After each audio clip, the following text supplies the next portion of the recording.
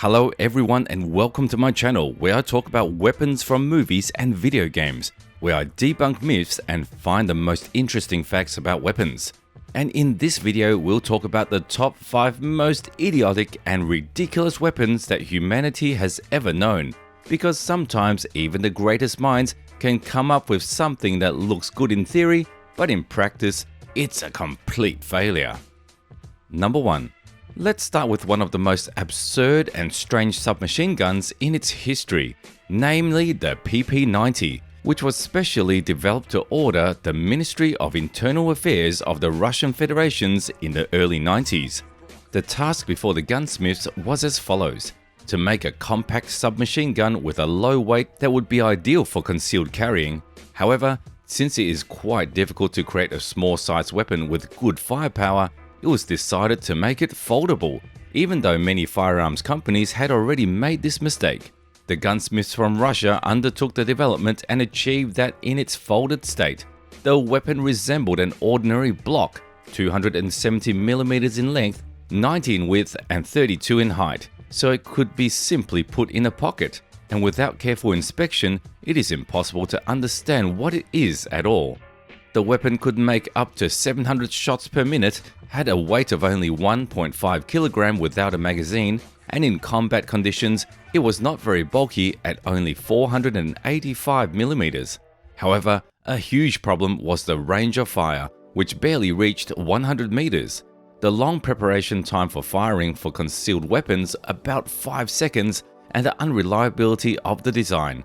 Firstly, take a look at its appearance. To be honest, thin metallic plates do not inspire much confidence, and secondly, because of this design, the weapon often got dirty and could jam or trap a finger during assembly into combat readiness, which made the preparation for shooting often take even more than 10 seconds. Thirdly, the weapon fired only in automatic mode, which is not very good for concealed weapons. And fourthly, look at how the bolt is cocked. To be honest, it doesn't even look very convenient.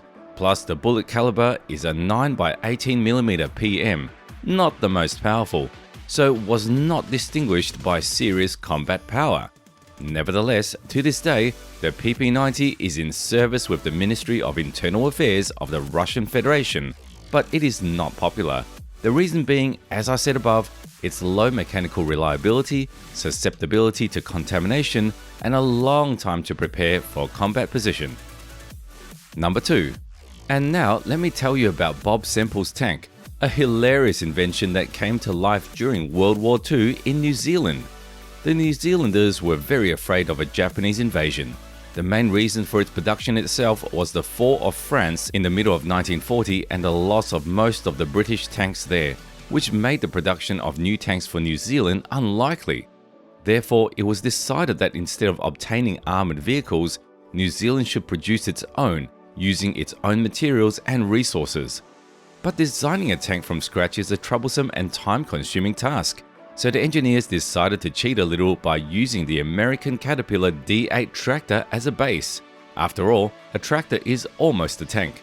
You just need to cover it with armor and arm it.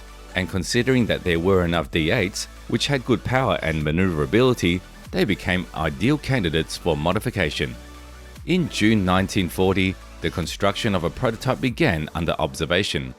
The first problem was the layout of the future tank, because on the tractor the engine was located at the front, and the driver sits at the back, which is why it had to be moved to the left side of the engine. The military also wanted to fit everything they could onto it, a gun and a bunch of machine guns from all sides, so that it would be impossible to approach the tank. But in the end, the machine turned out to be too bulky, not maneuverable, and barely moved, which is why they had to give up the gun and start over. As a result, they decided to keep only 6 Bren machine guns, 2 in the frontal part, 2 on the sides, 1 in the turret and 1 in the back, while the tank's ammunition supply consisted of as many as 25,000 rounds, and it was operated by a crew of 8 people. The tank itself weighed about 25 tons with a body length of 4.2 meters, a width of 3.3 meters, and a height of 3.65 meters, so it looked like a huge box that moved at a speed of 20 kilometers per hour. It is also important to note that its armour, as New Zealand did not produce armoured steel and could not order it from Australia. But thanks to the genius engineers, an unusual way out of the situation was found. The tank was covered with metal sheets that had been tempered, resulting in armour thickness ranging from 8 to 12 millimeters in different places, providing protection only against machine gun fire. But in a tank duel, Bob Semple's tank and its crew would not have stood a chance. After field trials, it turned out that lead splashes from bullets penetrated inside the tank and could injure the personnel. In the end, on April 19, 1941, the tank took part in the parade of the Armed Forces of New Zealand, and the drivers were ordered to avoid changing gears as the tank would sometimes just stop during gear shifts. The tank itself never got to participate in any combat, and as far as it is known, the only operation it carried out was clearing trees around an officer's building. Number 3. Next up is an equally idiotic invention called the fire balloon, or fugo in Japanese, created during World War II in Japan. The aim was quite simple. Japan needed a cheap way to deliver bombs to the United States and Canada. The fugo was a balloon-shaped device with a diameter of about 10 meters filled with hydrogen, to which a 15-kilogram high-explosive bomb and 4 incendiary charges were attached. The plan was straightforward. The balloons were supposed to reach US territory on the rising air currents. The Japanese hoped to sow chaos in cities, forests, and agricultural areas in Canada and the US. During World War II, the Japanese sent about 9,300 of these balloons towards the US. But who could have predicted that due to the unstable wind direction, many of the balloons would fly in unknown directions? As a result, only 357 balloons hit their targets, and even then, many of the bombs did not explode. 2 of the bombs were even blown back by the wind and exploded on Japanese territory.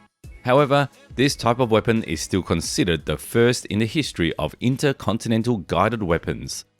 Overall, the fugo was a comical and ineffective invention that didn't live up to its expectations. It was a hilarious attempt to attack the enemy from afar, but in the end, it only succeeded in amusing historians and military enthusiasts. Number 4. Next up is the volley pistol, also known as the duckfoot. This invention appeared in the 17th to 18th centuries when regular pistols had become common, and gunsmiths around the world faced a new challenge: creating a multi-shot firearm. Gunsmiths around the world approached this challenge from different angles. The most obvious solution that fully corresponded to the technical possibilities of the time was the use of a multi-barrel design. Many gunsmiths began to place barrels close together. But over time, an interesting and original idea was realized, which involved placing barrels in a fan-shaped pattern. This arrangement of barrels resembled a duck's foot, so they started calling it the duckfoot. The number of barrels could vary from 3 to 9. In the future, different English gunsmiths produced different types of multi-barrel firearms with different calibers. The duckfoot became popular closer to the 19th century among ship captains who feared pirate attacks and mutiny. As silly as it may look, the abundance of barrels pointing in different directions indicated that the holder of the pistol was not joking. Interestingly, many of the barrels were not aimed directly at anyone, so neither the enemy nor the holder of the pistol knew exactly where the bullets would fly. This was useful during pirate attacks, since the more attackers there were, the more damage the pistol holder could do. However, there were cases where a shot from such a pistol killed allies standing to the side, as one of the bullets would fly in their direction. And let's not forget the incredible recoil when firing 4 or more barrels at once. In the end, the effectiveness of this weapon left much to be desired, and over time it was completely abandoned. Number 5. The last weapon for today is the gay bomb. In 1994, specialists from a secret laboratory in Dayton, Ohio, presented a 3-page report proposing to create a new type of non-lethal chemical weapon.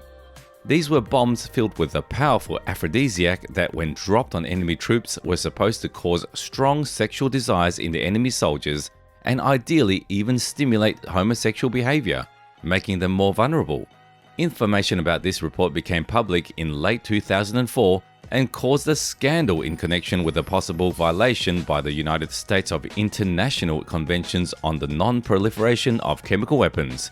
In addition, gay activist organizations were outraged by the suggestion that homosexual soldiers are less combat effective.